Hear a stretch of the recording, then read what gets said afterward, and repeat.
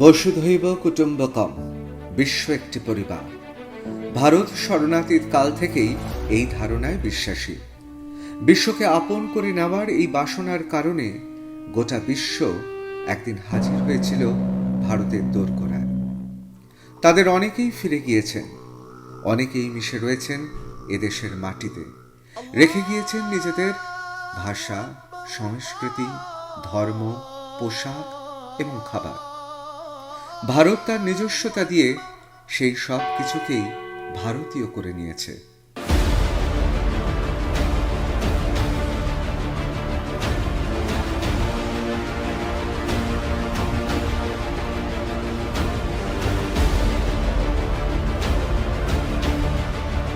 পানিপথের যুদ্ধে ইব্রাহিম লোদিকে পরাজিত করে মোগল সম্রাট বাবর ভারতবর্ষের উত্তরাঞ্চলে রাজত্ব বিস্তার করেন।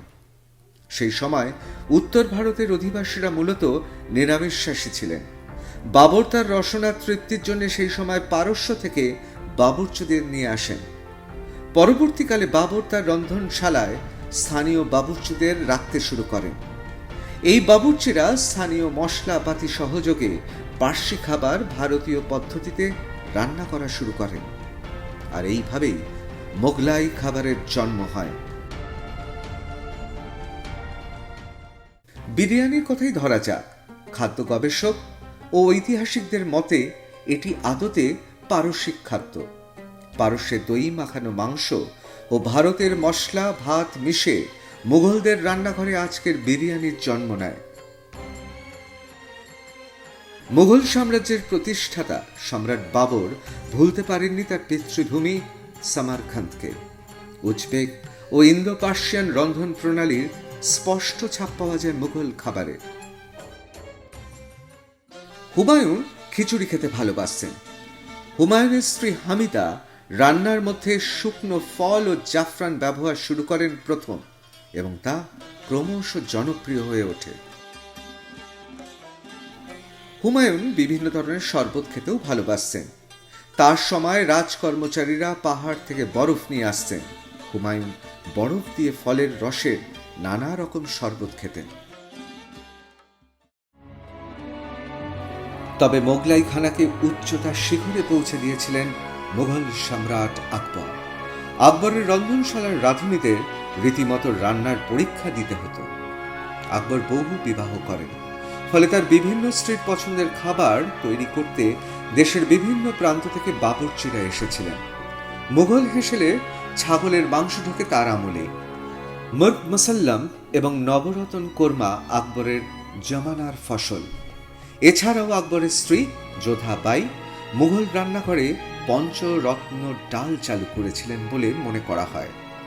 মুসলিম বিশ্ব ও উত্তর ভারতীয় হিন্দুদের মধ্যে থেকে বেছে বেছে বাবুর্চিদের নিয়োগ করতেন আকবর। এভাবেই গড়ে ওঠে কালজয়ী মোগলাই কুইজিন। মোগল খাবারে হলদি, জিরা ও ধনের ব্যবহার শুরু হয় শাহজাহানের সময় থেকে। বিরিয়ানি, নিহারি, মোরগ পোলাও, জাফরান পোলাও, কাশ্মীরি পোলাও, মুরগি টিক্কা, বিভিন্ন ধরনের কাবাব, কোফতা, মুর্গ মুসাল্লাম, রেজালা, প্রায় সমস্ত জনপ্রিয় খাবারই মোগলদের হাত ধরে ভারতবর্ষে প্রবেশ করে। কথিত আছে মুঘল সম্রাটদের খাবারের পরে হাত মোছার জন্য যেটি ব্যবহার করতেন সেটি হলো আমাদের প্রিয় রুমালি রুটি। मांगे थे अकबर बादशाह तो रुमाल मांगे तो उसको जो है रुमाली रोटी दिया गया। পরোটার মধ্যেও দেখা যায় হাজার ধরন, হাজার স্বাদ। সাদা পরোটা থেকে পনির বা কিমা পরোটা এবং সবার চেয়ে জনপ্রিয় মোগলাই পরোটা মুঘলদের আবিষ্কার। খিচুড়ি কিংবা হালিমও বানিয়েছিল মুঘলরাই। মিষ্টি নিয়ে শৌখিনতাও মুঘলদের মতো কেউ দেখাতে পারেননি।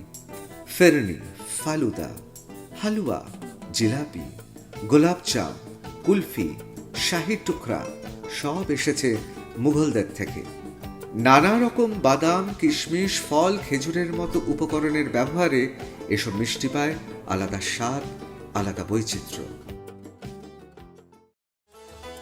কথিত আছে মুঘলরা যখন যুদ্ধে যেতেন তখন তাদের সাথেই ঘুরত পোর্টেবল কিচেন। 50 উটের পিঠে 200 কুলি সহযোগে খাবার নিয়ে যাওয়া হতো জায়গা থেকে অন্যত্র। কুলিদের মাথায় থাকত থালা, বাটি, চামচ, খুন্তির ঝাঁকা। 50টি উত্তম গরু দুইয়ে টাটকা দুধের ব্যবস্থাও করা হতো, যাতে দরকারে প্রয়োজনীয় দই, মাখন, ঘি, ক্রিম পাওয়া যায়।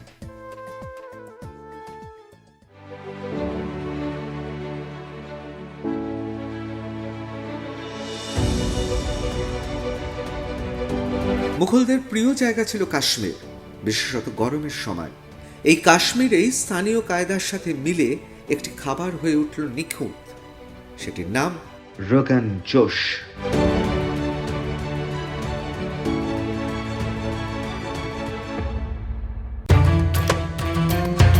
কালের নিয়মে যখন মুঘলদের দাপট কমে গেল, তখন রান্নার ধারাকে বয়ে নিয়ে যান আওধের নবাব ও হায়দ্রাবাদের নিজামরা। তাদের সময় শাহী বাবুর্চিরা রান্নাঘরে চালাচ্ছিলেন নিরন্তর গবেষণা। ये सब खाना नवाबों की हवेली से निकला। नवाब जैसे जैसे अपने कुक को बोला, अपने बावर्ची को बोला कि उस्ताद मुझे नया नया यहाँ पर खाना खिलाइए, तो ये पहला उसकी जो हुई पैदा हुई फूड का जो वो लखनऊ में हुई। অষ্টাদশ শতাব্দীতে সম্রাট অরঙ্গজেবের মৃত্যুর পর মুর্শিদ কুলি খাঁর হাত ধরে বাংলায় প্রতিষ্ঠিত হয় স্বাধীন নবাবী শাসন। এই সময় বাংলার তৎকালীন রাজধানী মুর্শিদাবাদে যুগপৎ ঢুকতে থাকে মুঘল ও পারস্যের খানা পিনা ও সংস্কৃতি।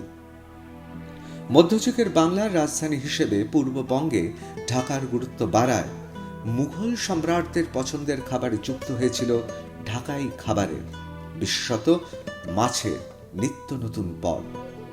সেই ধারা বজায় রাখেন নবাব মুর্শিদ কুলি খাঁ।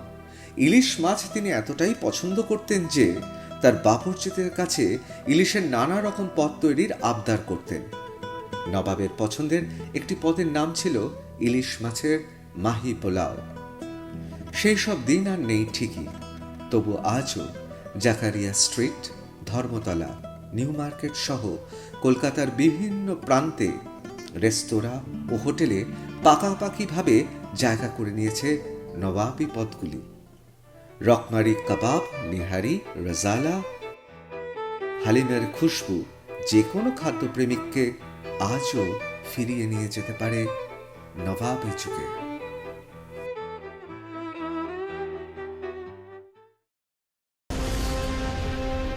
লখনৌর নবাব ছিলেন ওয়াজিদ আলী শাহ।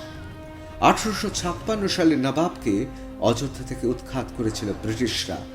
ওই বছরেরই 13ই মে বিতাড়িত নবাব সুবিচারের আশায় আইনি লড়াই লড়তে লখনৌ থেকে বেনারস হয়ে তার বজরা ভিড়িয়েছিলেন মেটিয়া বুরুজের বিচারি ঘাটে। তারপর বর্ধমান রাজার কুঠিতে যাওয়া, ফোর্ট উইলিয়ামে নজরবন্দি হওয়া, নবাবী ফিরে পাওয়ার স্বপ্নভঙ্গ, শেষে ইংরেজদের শর্ত মেনে পাকাপাকিভাবে মেটিয়া বুরুজে ঠাঁই নেওয়া। আর এই ঘটনাক্রমে জবনিকা পড়ার আগেই মেটিয়া বুরুজে ওয়াজিদ আলী গড়ে তোলেন এক টুকরো ছোট্ট লখনৌ।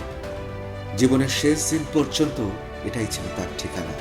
তার হাত ধরে কবুতরের লড়াই, মুরগির লড়াই, ঘুড়ি, শারদ সেতা, কত্থক ও বাহারি আওধি খাবার জায়গা করে নিতে থাকে বাংলায়। নবাব ওয়াজিদ আলী শাহ ছিলেন যেমন কাব্যসঙ্গীতের প্রেমিক, ঠিক তেমনই খাদ্যরসিক। অবশ্য তার পূর্বপুরুষরা আগেই লখনৌকে শিল্পনগরী ও খাদ্য নগরীতে পরিণত করেছিলেন। লখনৌর হজরতগঞ্জ কিংবা কাইসার বাগে অলি গলি মম করত সুস্বাদু খাবারের গন্ধে। তার সঙ্গে যুক্ত হয়েছিল আওধের নবাবদের নিত্য নতুন রেসিপি। নবাব আসাদউদ্দৌলার আমলে কিংবদন্তি শেফ ছিলেন হাজি মোহাম্মদ ফকর এ আলম। জনশ্রুতি হল গলৌটি কাবাবের সৃষ্টিকর্তা হলেন হাজি সাহেবী। তার আরেক কালজয়ী সৃষ্টি মতি পোলাও। এইসব তথ্য তুলে ধরেছেন কলকাতার নবাবী খানার অন্যতম গবেষক, লেখক মোহাম্মদ জামাল আহমেদ জামাল। कि मुग़ल डिश सबसे अच्छा डिश है, इसमें कोई मसाला नहीं, इसमें कोई मसाला बहुत कम है, एक तो कम मसाला আছে सब बच्चा नारी सब पसंद करे, इसलिए मुगल का डिश बंगाल में बहुत खाया गया और बंगाल की सरहद पार होकर के हिंदुस्तान में छा गया। প্রচলিত জনশ্রুতি হল নবাব আসাদ উদ্দৌলার দাঁত তেমন পোক্ত ছিল না, তার জন্য মিহি করে বাটা ভেড়ার মাংসের গলাউটি কাবাব বানানো হয়। কাবাব মুখে ফেলা মাত্র গলে যাওয়ায় তার দিল খুশ হয়ে গিয়েছিল। নবাবী মেনুতে এরপর আলাদা মর্যাদা পায় এই কাবাব। নবাব ওয়াজেদ আলী শাহ গলাউটি কাবাবের মজনু ছিলেন। এই কাবাব এখন বাংলার বিভিন্ন রেস্তোরাঁয় জনপ্রিয় খাবারের তালিকায় জায়গা করে নিয়েছে। গালোটি কাবাবের বিশেষত্ব হচ্ছে গিয়ে আগেকার দিনের রাজরাজারা লখনৌতে to maintain their vigour and vitality they use to have meat. এবার যেহেতু তাদের ওই বয়সে দাঁত থাকতো না, কিন্তু ভাইটালিটিটাকে মেনটেন করার জন্য প্রোটিনের জন্য মিট অত্যাবশ্যকীয় ছিল, তাই জন্য they use to keep their own বাবরচি, তারা নিজেদের বাবরচি রাখতেন এবং তারা তাদের জন্য সেই রাজরাজাদের জন্য সুস্বাদুকর খাবার প্রস্তুত করতেন যাতে কিনা হাড় থাকবে না। সেখান থেকেই এই গালোটি কাবাবের ইনভেনশন হয়। এছাড়া আছে শিক কাবাব, টুন্ডে কাবাব। এমনটাও শোনা যায় হাজি মুরাদ আলীর একটি হাত ছিল না। তিনি যখন ছোট ছিলেন ঘুড়ি ওড়ানোর সময় ছাদ থেকে পড়ে গিয়ে তার বাম হাত হারিয়েছিলেন। আঞ্চলিক ভাষায় হাতে প্রতিবন্ধকতা থাকলে যে কোনো ব্যক্তিকে টুন্ডে হিসেবে উল্লেখ করা হয়। তাই হাজি মুরাদ আলীর তৈরি কাবাবগুলিকে বলা হতো টুন্ডে কি কাবাব। নবাব ওয়াজেদ আলীর হাত ধরে কলকাতায় আসে বিরিয়ানি, সঙ্গে আরও নানা পদ। ये अवधी बिरयानी है और आलू नहीं होता इसमें, और उसकी जगह पे वो मटन का छोटा छोटा बॉल होता है जिसको कोफ्ती बोलते हैं। जितना भी मसाला होता है वो सब लखनऊ का ही रेसिपी है, वहीं का रेसिपी है। जितना भी आता है ये सब मुगल डिश है। রহমান বাবুর্চির দাদু ছিলেন নবাব ওয়াজেদ আলী শাহের বাবুর্চি। আমরা তো আগে 1 মণ চালে বিরিয়ানি 4 ভরি জাফরান দিতাম, এখন লিমিট চলছে 1 ভরি 10 গ্রাম 12 গ্রাম জাফরান। 40 কিলো দুধ জ্বালতে জ্বালতে 20 কিলো হবে, গাঢ় হবে, তার তো ছাল্লি মালাই পড়বে, সেই মালাই দিয়ে বিরিয়ানি ঝোল তৈরি হবে, রবড়ি রবড়ি খানা হবে, দেশি পিওর ঘি আর গরমির তেজ, খুশবু, ভিটামিন, রং সব কিছু। নবাব উত্তান, আমার ওস্তাদের নাম নবাব উত্তান, কলকাতার মধ্যে সব থেকে নামি লোক। ও লখনবী লোক, আর লখনবী খানদানের মধ্যে যত বাবুর্চি আছে উনি হচ্ছে সব থেকে নামি আর সব থেকে মেজাজি। উনি নিজেই নবাব সাহেব ছিলেন, নবাব পুত্তান করে ডাকতো। আর যত খানদানি ওদের বাবুর্চি ছিল বড় বড় কলকাতা শহরে, ওই উনি থাকতো মেটিয়াপুর কসাই মহল্লায়। আর জাকারিয়া স্ট্রিট নাখোদা মসজিদে বসতেন, নাখোদা মসজিদের সামনে একটা মুদিখানা দোকানে বসতেন, বিরিয়ানি চাল মশলা বিক্রি হয়, এই দোকানে বসতেন। আর মেটিপুরে থাকতেন কসাই মহল্লা।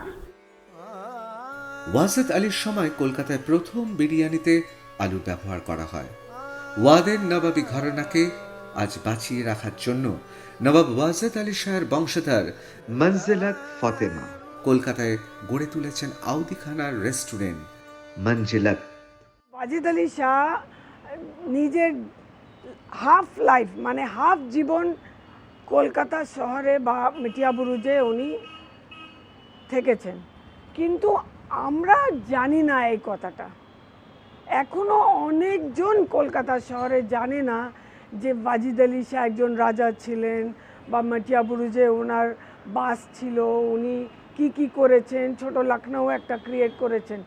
বা সবচেয়ে বেশি যা খাওয়াটা আমরা খাচ্ছি এখন মুসলিম খাওয়াটা, বিরিয়ানি বা কাবাবগুলো অনেকটা, ওটা ওয়াজেদ আলী শাহের হাত ধরে কলকাতা শহরে এসছে। লখনৌতে ইনোভেশন হতো আর খাওয়াটা একটু ছিল গ্যাস্ট্রোনমিক আর্ট, একটা আর্ট ছিল যাতে নানা রকমের রান্না হতো লখনৌতে। কিন্তু কলকাতায় যখন এসছেন ওখানে ওই সময় অত কিছু তো ছিল না, তাও ওনার কিচেনে ইনোভেশন হচ্ছে যাতে ওনাকে সব সময় এক রকমের খাওয়া খেতে না হয়। কলকাতায় আলু একদম নতুন এসেছিল, কলকাতায় না ইন্ডিয়াতে নতুন এক একটা ভেজিটেবল মার্কেটে এসছে, আর ওই ভেজিটেবলটা এক্সোটিক ভেজিটেবল বলা যায়, আর খুব দাম, কারণ ইম্পোর্ট হচ্ছে, বেশি দাম, মানে মাংস থেকে বেশি দাম আলু উঠছিল, আর গরিব মানুষ আলু অ্যাফোর্ড করতে পারছে না। এই জন্যে ওই বিরিয়ানিতে আলু অ্যাড করা হয়েছে অ্যাজ পার্ট অফ ইনোভেশন। আমি কলকাতা শহরে ওয়াজিদ আলী শাহর নাম খাওয়ার মাধ্যমে আমি ওনার জীবিত রাখতে চাই। মুঘল আমলের মর্ক মুসাল্লাম ওয়াজেদ আলী শাহের বাবুর্চিরা নতুনভাবে তৈরি করেন, তার পিছনে রয়েছে অন্য ইতিহাস। मुर्ग मुसल्लम का हिस्ट्री है कि नवाब साहब की बेटी की शादी थी। वाजिद अली शाह उन्होंने अपने बावर्ची के कहा कि नया एक तो नूतन कोनो तुम फूड तैयारी करो। मुर्ग मुसल्लम मैंने फुल चिकन दिए और बोले कहाँ से मुर्गी मंगाएगा? बोले मुर्गी आपको रांची से मंगाना होगा। रांची जो वन विभाग में है वहाँ रांची देसी चिकन मिलता था, और हम लोग वहीं से रांची से पहले मुर्गी मंगाते थे यहाँ। तो नवाब साहब ने कहा कि नया टिक, उन्होंने मुर्ग मुसल्लम पूरा मुसल्लम को कॉपर हंडी में आस्ते आस्ते धीमा धीमा ताव पर उसको तैयार किया। कम से कम 1 घंटा उसको पूरा कुकिंग में लगा उसको, और पूरा मसाला ड्राई फ्रूट वगैरह सब दे के तैयार किया। तो वो टेबल पर रख दिया। नवाब बहुत खुश हुआ और उसको बहुत अच्छा इनाम मिला। আউদের নবাবী রান্নার সুঘ্রাণ আজও মিশে রয়েছে লখনৌ ও কলকাতায়। এইভাবে নবাবী খানার ঐতিহ্য দেশের বিভিন্ন প্রান্তের সঙ্গে বাংলার মানুষ আপন করে নিয়েছেন। এসব খাবার এখন আমাদের সবার প্রিয় খাদ্যের তালিকায় ঢুকে গিয়েছে। বাঙালির হেসেলে আগন্তুক হয়েও স্থায়ী জায়গা করে নিয়েছে নবাবী খাবার। খাবারের নবাবিয়ানার ট্র্যাডিশন আজও সমানে চলছে।